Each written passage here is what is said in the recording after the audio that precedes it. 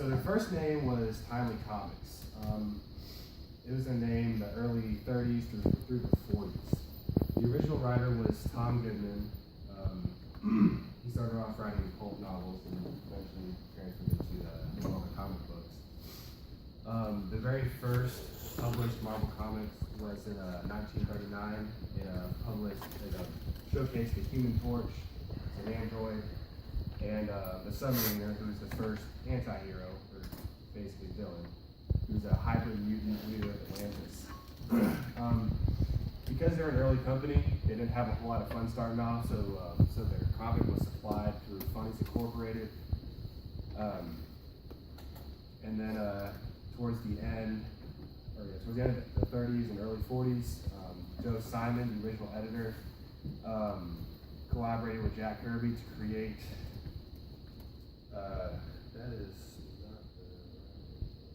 this one. So that's Jack Kirby over there holding on to Captain America. So Captain America was originated in 1941. So around that time, they proved to be a promising franchise. And but soon, in the upcoming 50s, they had to think on their feet because they had to deal with a little bit of controversy. So in the 50s, their name changed to Atlas Comics. Part of the controversy was during that time, the typical superhero archetype was going out of style.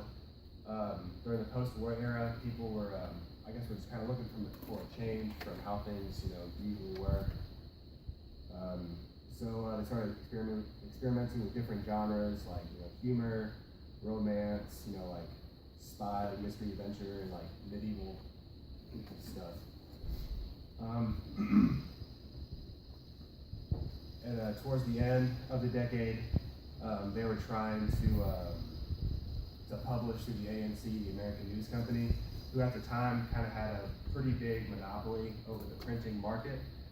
But because of that and the monopoly regulations that happened, they ended up going through a huge lawsuit and ended up losing a lot of money.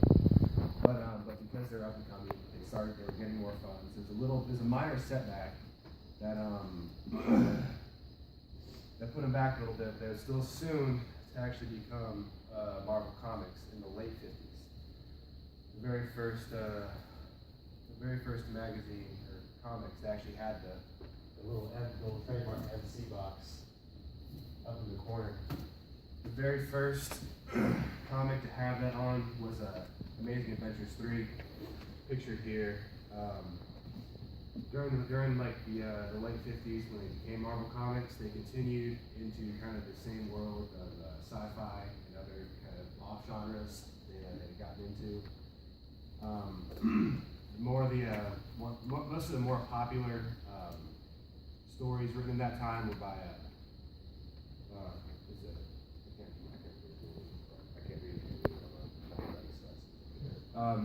I think it's like Don Jack. He wrote a bunch of like jungle prison escapes, and Stan Lee wrote he wrote just about everything, and but he always liked to put a signature twist at the very end. Also at that time they made a push towards the female demographic, creating Kathy, the Teenage Tornado. Basically, she was the predecessor to the modern day Storm.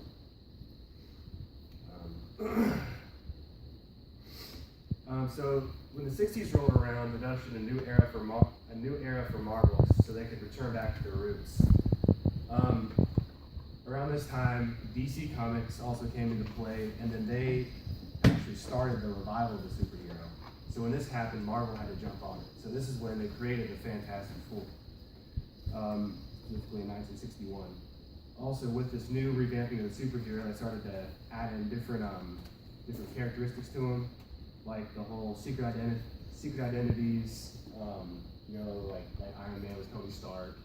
Trying to make people seem the superheroes also have like kind of their alter egos in real life, like kind of having monsters as protagonists, like the Hulk. Mainly just trying to make the characters seem more like real life people. And also at the same time, they experimented with making some of the heroes look like villains. Because before, in the early days, they had a very kind of uptight, clean look, kind of how the heroes were. And now, they all look a little bit different. He's a giant rock. She like Spider-Man, he's a spider. People don't think of spiders as the greatest things ever. And they were, yeah, so, and then here are a couple of the heroes and villains created around that time. They were creating a pretty good reputation for the stuff that they were writing. Comics historian Peter Sanderson wrote the following about Marvel in the 1960s.